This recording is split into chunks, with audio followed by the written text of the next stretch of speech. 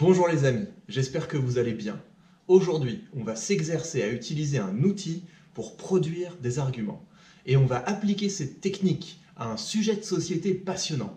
Il va être question de sexe, de violence, de liberté et de culture. C'est parti.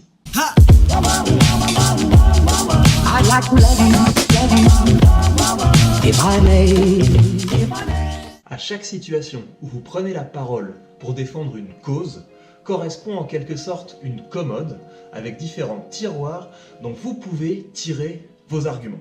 Il faut partir en guerre, il faut augmenter les impôts, il faut accueillir plus de migrants, il faut fermer les frontières. Tous ces sujets appartiennent au genre délibératif de la rhétorique. Tous les arguments que vous pourrez produire aujourd'hui ou demain sur ces sujets, ils ont tous la même source. Il y a quelque chose d'un peu sidérant là-dedans. Quand vous pensez aux milliards de gens qui ont déjà ouvert la bouche pour discuter d'un sujet de société, eh bien tous ces arguments qui ont été un jour produits et qui seront produits demain proviennent des 5 mêmes tiroirs.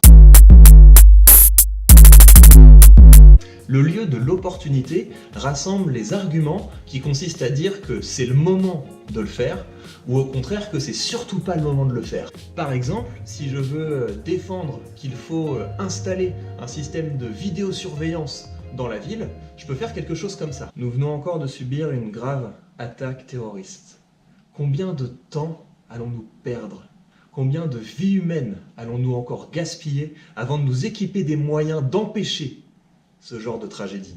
Bien sûr, les lieux de la rhétorique, vous pouvez l'utiliser pour défendre le pour et pour défendre le contre. Ce dont les gens ont besoin après une attaque terroriste, c'est de retrouver la confiance les uns envers les autres. Le choix des caméras de vidéosurveillance, c'est pas le choix de la confiance, c'est le choix de la méfiance.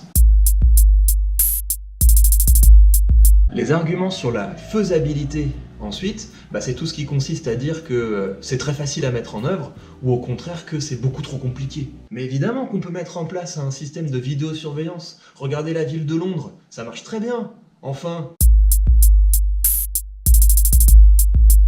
opportunité, faisabilité, vous pouvez ensuite argumenter sur l'utilité. Si on légalise la marijuana, on va pouvoir occuper tous les policiers à des tâches bien plus utiles que de courir après des petits fumeurs de joint. Vient ensuite la question de l'efficacité. Quand vous argumentez sur l'efficacité, vous niez pas que c'est possible. Vous dites seulement que ça ne sert à rien.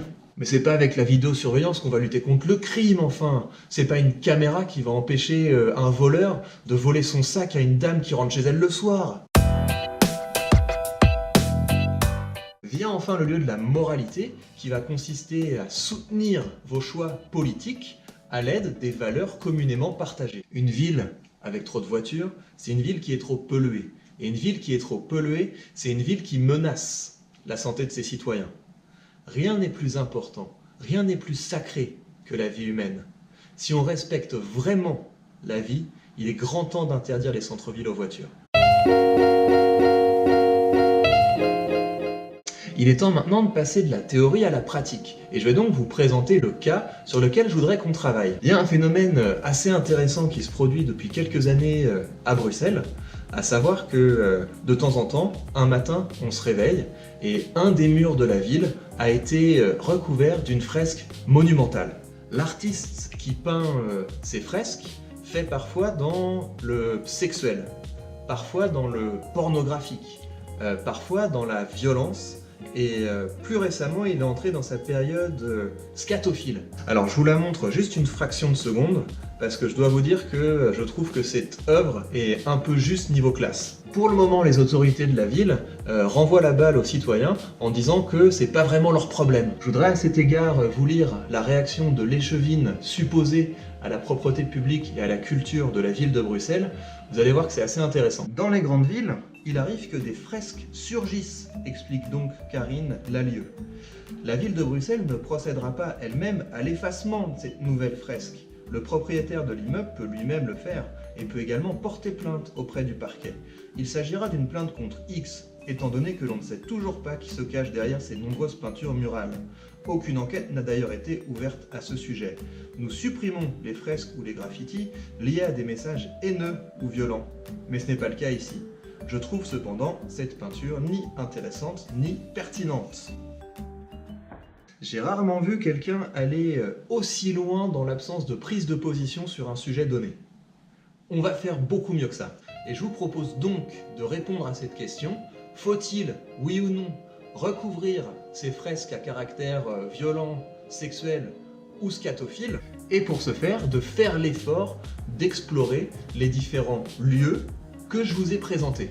C'est un très bon exercice pour pouvoir produire une variété d'arguments en l'appui de votre opinion, mais c'est aussi un très bon exercice pour être capable d'anticiper les éventuelles objections pour avoir la partie adverse. Je vous laisse quelques secondes le tableau récapitulatif de ces différents lieux du genre délibératif pour que vous puissiez faire une capture d'écran et le conserver. Je vous retrouve maintenant dans la section commentaires de cette vidéo où je me ferai un plaisir de tester avec vous les forces et les faiblesses de vos arguments. Il me reste à vous dire que cet outil que je vous ai présenté aujourd'hui, ces lieux de la rhétorique, c'est un outil qui concerne la phase de l'invention. Vous savez qu'en rhétorique, il y a 5 canons: invention, disposition, style, mémoire et performance. Et dans une prochaine vidéo, je vous montrerai comment est-ce qu'on peut passer de cette phase de production d'arguments à la conception d'un discours persuasif complet. Prenez soin de vous et n'oubliez pas que c'est avec les mots qu'on change le monde.